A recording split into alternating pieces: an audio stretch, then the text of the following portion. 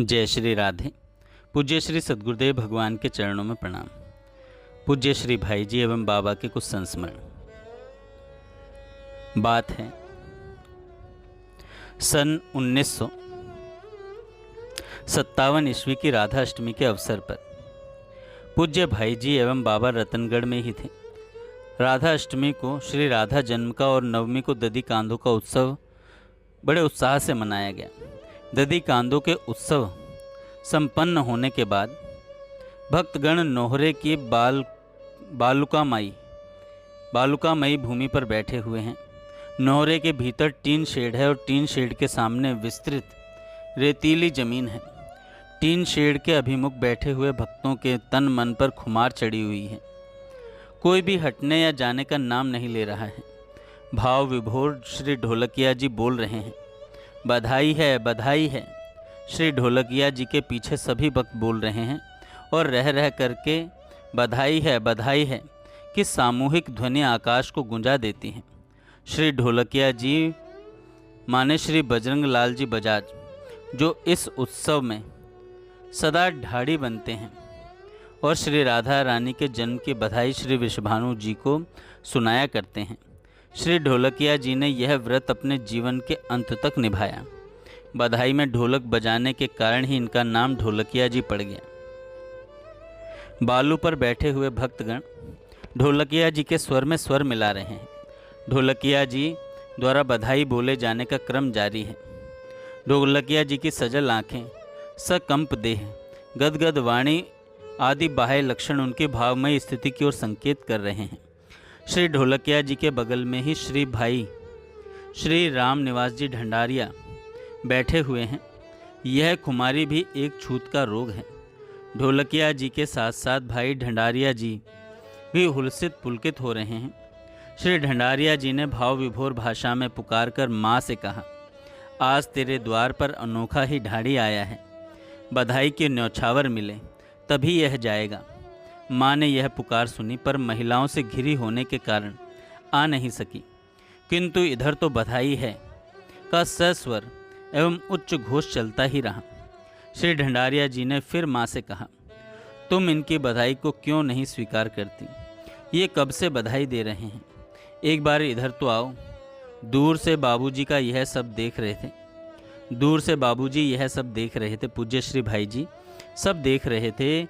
श्री ढोलकिया जी की बधाई, माँ की व्यस्तता, श्री ढंडारिया जी की बुलाहट और माँ की प्रतीक्षा में डूबी हुई भक्तगण की उत्सुकता। भाई जी ने दूर से यह भी देखा कि माँ बधाई बोलने वालों के पास आकर टीन शेड वाले बरामदे में एक किनारे खड़ी हो गई है।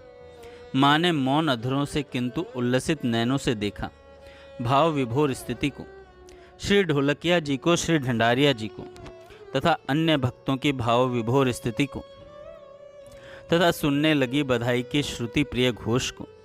श्री ढंडारिया जी ने माँ से फिर कहा, आज तो कृपा करनी ही पड़ेगी। बधाई में आज न्यौछावर देनी पड़ेगी। माँ असमंजस में पड़ गई कि क्या दूँ, लोकोत्तर भाव में विभोर जनों को क्या कोई लौकिक वस्तु दूँ। दुविधा में माँ काफ़ी देर तक खड़ी रहीं। दूर से देख रहे भाई जी माँ की दुविधा को समझ गए। भाई जी माँ को अधिक देर तक असमंजस में रहने देना नहीं चाहते थे। वे धीरे से आकर माँ के थोड़ा पीछे, थोड़ा बगल में खड़े हो गए। बाबूजी सहित माँ को सामने खड़े देखकर ढाड़ी की और ढाड़ी के सहयोगियों की वाणी और भी पुलकित एवं विवर्धित हो गई। फिर वही बधाई का स्वर और फिर उसी न्यौछावर की मांग। अब की बार भाई जी आगे आए। उन्होंने लोगों को शांत कराने के लिए अपना हाथ सामने उठाया। बालू पर बैठा ढाड़ी परिवार शांत हो गया। भाई जी ने कहा, बजरंगी जी यानी ढोलकिया जी को एक माला दो, ऐसी माला जिससे अर्थात पूज्य बाबा ने निरंतर जप किया। वो माला दी जिससे पूज्य राधा बाबा ने जप किया और बड़ी महत्वपूर्ण माला है। इतना कहते ही भाई जी का स्वर स्नेह अतिरेक से भारी हो गया। माँ जी के अधर मुलक उठे। श्री ढोलकिया जी की आंखें बह चली। श्री ढंडारिया जी का मन भर गया। भावुक भक्त श्री ढोलकिया जी के भाग्य की सराहना करने लगे और उपस्थित लोग धन्य धन्य कहने लगे। माँ भाई जी को एवं माँ बाबूजी की इस अनुपम न्योछावर को राजवैद्य पंडित श्री लक्ष्मी नारायण जी शर्मा थे तो उदयपुर के निवासी, परंतु वृंदावनी रस के प्रलुब्ध भ्रमर होने के कारण आप श्री वृंदावन धाम में चले आए और जीवन के अंत तक आप धाम में ही रहे। आप श्री राधा सुधा निधि जैसे नितांत रहस्यपूर्ण काव्य के परम रसिक एवं मर्मज्ञ थे। आपका पूज्य राधा बाबा के साथ तो खुला व्यवहार था, परंतु भाई जी के प्रति पितृभाव होने के कारण उनसे कुछ भी कहने में वे बड़ा संकोच अनुभव करते थे। भाई जी के रसमय एवं भावपूर्ण व्यक्तित्व पर वैद्य जी का हृदय अत्यधिक विमुग्ध था। प्रस्तुत पुरातन प्रसंग उन प्रारंभिक दिवसों का है जब भाई जी के प्रति आपकी निकटता क्रमशः घनिष्ठता के रूप में परिणत होती चली जा रही थी। ज्यों-ज्यों भाई जी से उनकी आंतरिक घनिष्ठता बढ़ती जा रही थी, त्यों-त्यों वैद्य जी की श्रद्धा भावना प्रगाढ़ से भी अधिक प्रगाढ़ होती जा रही थी। श्रद्धा भाव का आधिक्य भी तो अधरों को मूक बना देता है। वैद्य जी की आंतरिक अभिलाषा थी कि भाई जी अपना वरद कर कमल मेरे शीश पर रख दें, पर यह बात कैसे बने। वे अपना कर पल्लव केवल एक बार ही मेरे शीश पर रख दें तो मन की यह गहरी साध पूर्ण हो जाएगी, पर साधकों पूर्ण होने का कोई मार्ग सूझ नहीं रहा था। संकोच के अतिरेक में अधर खुल नहीं पा रहे थे और अभिव्यक्ति के अभाव में बात बन नहीं पा रही थी। वैद्य जी ने पूज्या माँ के श्री चरणों का आश्रय लिया। परम वत्सला एवं सदा स्नेहाद्र माँ के श्री चरणों में वैद्य जी ने एक दिन अवसर पाकर निवेदन किया, आप वह बानक बना दें जिससे मेरे मन की एक साध पूर्ण हो जाए। आप चाहें तो बात बन सकती है, ना जाने कब से मैं चाह रहा हूँ, पर उस चाह के पूर्ण होने या करने का कोई उपाय सूझ नहीं रहा। मुझ बालक पर आप कृपा करें, सचमुच आप चाहेंगी तो मेरी बात बन जाएगी। वह बात आपके लिए सर्वथा साधारण है, पर मेरे लिए एक महान निधि है। मेरे हृदय की आंतरिक साध है कि श्री भाई जी मेरे शीश पर अपना कर कमल रख दें। संकोच के मारे श्री भाई जी के सामने मैं कुछ बोल नहीं पाता, पर आपसे तो कोई संकोच नहीं, तभी तो हृदय की बात मैंने आपके सामने रख दी। बस मेरी यही कामना है, सविनय याचना है कि श्री भाई जी एक बार, केवल एक बार मेरे शीश पर अपना हाथ रख दें।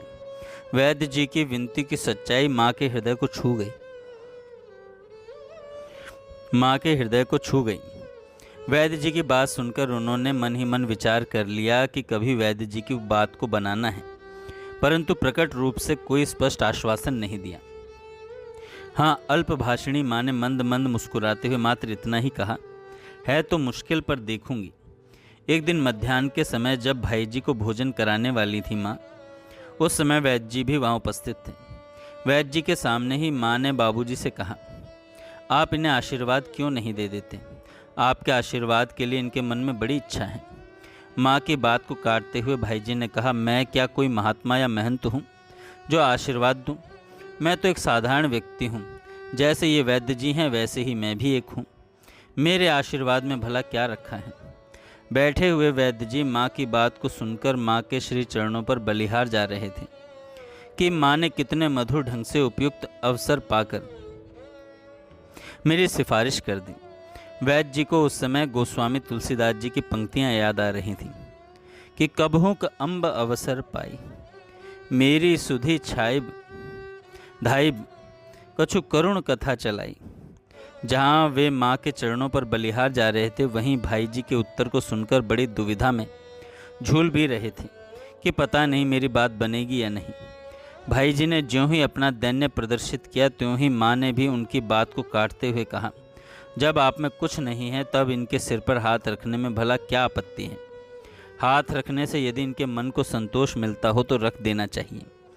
भाई जी ने झुंझलाते हुए माँ से कहा, तुम हमेशा बेकार की बात कहती और करती हो, यह कोई अच्छी बात है क्या?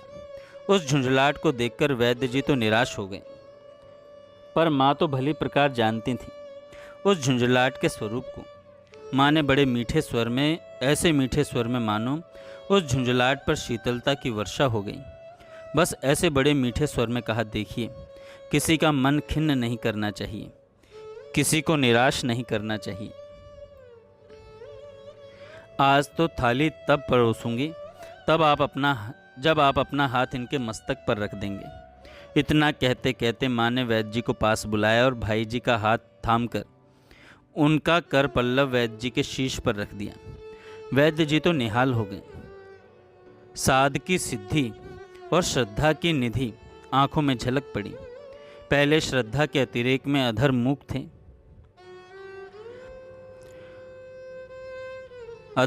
थे और अब भाव के अतिरेक में अधर पुनः मुख ही रहे। बस अधरों के समीप भीगते हुए कपोल ही उस अपार आनंद को व्यक्त कर रहे थे।